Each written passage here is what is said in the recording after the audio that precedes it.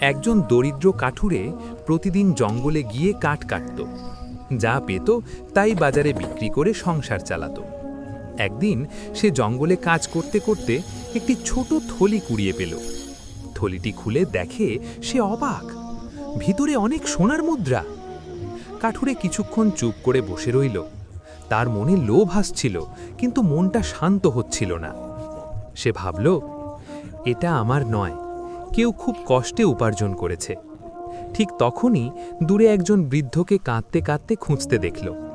কাঠুরে কাছে গিয়ে জিজ্ঞেস করল, কি হয়েছে? বৃদ্ধ বলল, আমার জীবনের সব সঞ্চয় হারিয়ে গেছে। কাঠুরে থলিটি বের করে বলল, এই থলিটা কি আপনার? বৃদ্ধ আনন্দে কেঁদে ফেলল এবং বলল, আল্লাহ তোমাকে কবুল করুন।